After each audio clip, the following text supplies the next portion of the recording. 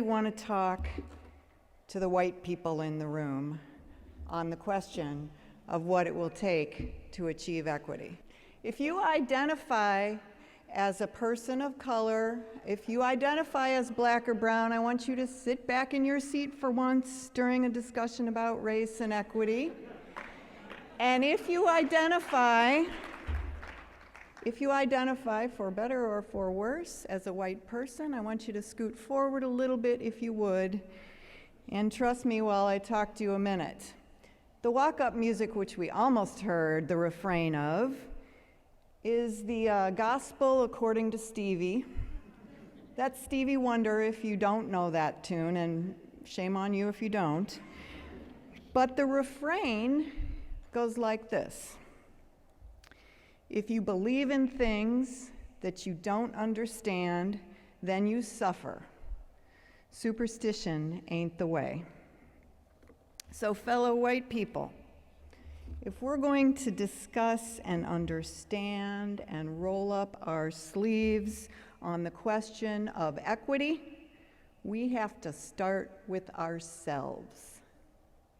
We have to look at ourselves first, and I'm going to give a plug to the Race Matters Institute for some of the questions I'm going to ask you to think about asking yourself. Oh wait, the slides are mine to click, aren't they? All right, here we go. The Race Matters Institute. White people, let's start with ourselves. We have to know who we are. We have to be able to think about when we first came to know that race was a factor for ourselves or in our world. These are some of my people. The people at the top of the slide are my Iowa grandparents. Believe it or not, they committed the radical act of being in a mixed marriage. That means Wilma was Catholic and Leroy was Lutheran. And this shocked the whole town. Leroy was a laborer, a union man in a steel plant. Leroy made his way in the world working very hard. Leroy's family came from Germany. His grandfather came for the gold rush. Remember that thing? He went to California. By the way, the borders were open then, and he could come here and seek his fortune. Turned out California didn't provide that. So he did this thing we now might call self-deportation and went back to Germany for a few years. And during those years, the policies of our government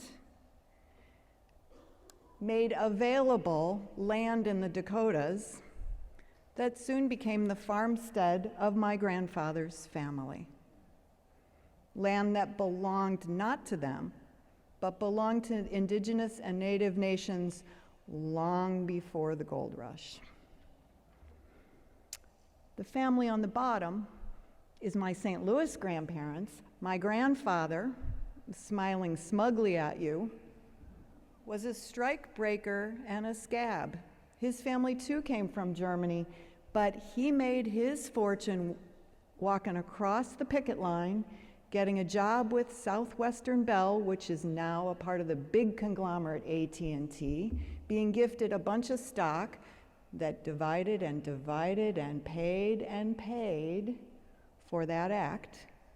And the funds that he made in that process are my family's legacy in St. Louis. Right now, they help pay for the nursing care for my father, who suffers Alzheimer's. There are systems, policies, institutions that made all of that possible for my family, but it's not until I stop and look back and answer the question, how did you first know race was a factor, that I have to think about that. I'm asking you to think about that in your own history. We have to know what shaped us. That's my father right there in the middle. That is me. To the left of my father, you're right, looking like I'm holding a 1960s version of a cell phone, but trust me, I am not. My father was an educator. My father believed firmly for some reason, I don't know how he came by it, that every human being had a passion to learn and the right to learn. He thought that was the stuff of life. And so that was his calling and my mother's calling. And you know what? We were poor our whole lives long because they were teachers. But I didn't know it. And there's no better definition of white privilege than that. So frequently when I'm introducing myself, I will say I qualified for every bit of need-based aid there was. It wasn't called the Pell Grant then, but I got all of it. What are the systems or institutions, my friends, that got you to where you are today? How did those systems affect what you have or what you don't have? I'm asking you to see the barriers that you think you encountered and think about how you overcame them. So what were those big barriers? In what ways, as you assess those, are the ways you overcame them linked to institutions or systems in your life that protected you on the basis of your race, your privilege, your wealth, your power? This is my family suffering the huge barrier of having to get up real early to make a flight back from Sevilla after a 2-week vacation in Europe. In this picture, there are things you can't see. There is significant mental health issues. There are significant physical health issues. There are some advanced degrees attained without debt. And there are healthcare systems and a legacy of family resources clustered around this ragtag nuclear family of mine, who I love dearly, that protect them. We need to consider the context in which we live, my friends who happen to be white. You have a version of this where you live. I know it. I don't need to be from your town or your city to know this. Ask yourself, what was your school or neighborhood like when you were growing up? What is it like now? What has contributed to the changes you see or don't see? And how is that trajectory linked to institutions or systems? Not to you and whether or not you are a good person, but to the context, historical, political, and otherwise, that locates you at a particular place in the world. The thing on the top right is the place where I worship. The thing on the bottom right is the house where I live. They are both within literally a stone's throw of a street called Delmar Boulevard in St. Louis. St. Louisans, have you heard of Delmar? Yeah? Everything north of Delmar, you can see the data. Everything north of Delmar is 99% African American. Property rates, family income in those households. You can see it depicted right here. Everything south looks entirely different. That didn't happen because of the natural consequence of good or bad behavior on the part of the people who live on each side of that divide. That happened as a result of things you know well: redlining, financial aid policy, economic development. Where is it located? Where is it not? Transportation systems. So my friends, on the front edge of your seats, the question of what it will take to achieve equity is ours to answer. We have created and perpetuated the very systems my fellow not TED talkers addressed. And those are systems that benefit us, whether we knew it or not, when we contributed to them, and that not only created inequity, but recreate it every day that we continue to live within those systems. So what are we going to do? I want to ask you to stop and start various things. These are specific things. And I'm sorry, but I've run out of time for this work, so I'm just going to call it plainly, okay? I'm asking you to stop calling yourselves allies, no matter how many protests you went to, or what your bumper sticker says, or who you think your friends are, but stop calling yourself allies and instead start acting to redistribute the resources you have some control over. I want to ask you to stop, I want to ask us, let me say it that way, to stop our individualistic thinking we got what we got because we earned it, because we worked so hard, because there is some place for merit-based scholarships in the world, and instead to start getting really good at analyzing systems and policies to figure out what's really going on here. I want you to stop fearing the simple words race, racism, privilege, and white supremacy.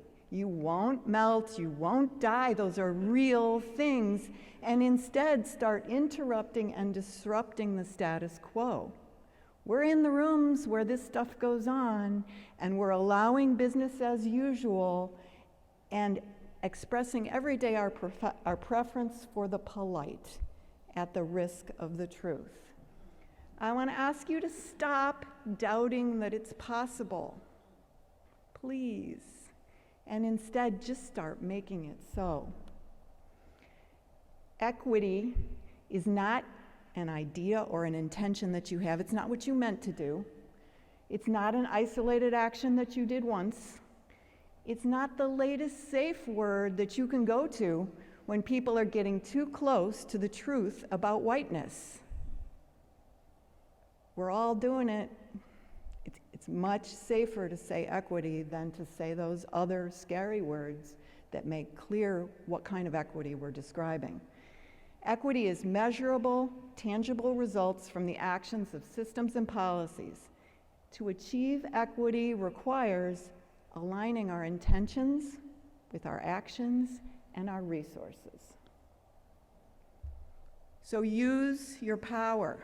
Here's a starter kit list of suggestions for wherever, I am quite certain everyone in this room has some power. They're not using enough quite yet. Speak it out clearly. Say what you mean. Stop the discussion and get people to define their terms. I hear you saying equity. What do you mean by that? Tell me what that means to you. Who are the students you are serving? How do you find them? How are you making awards? What are the criteria you are using? Are they perpetuating stereotypes, inequities, expectations that are not relevant to the context? Who are you hiring on your staff? Do you see potential and grow it, or are you looking for something you consider safe or impressive to something outside your organization and your mission? What vendors are you contracting? You don't have to change them, but maybe the ones you are contracting, you need to talk with them about what resources they have on board. Can they serve your organization, your mission, the cause of equity adequately if every accountant on the staff is white? If every lawyer in the firm who's going to be working on your particular issues is white? How do you choose your leaders? I heard that already today, so I don't need to pause on that. Who are they and why?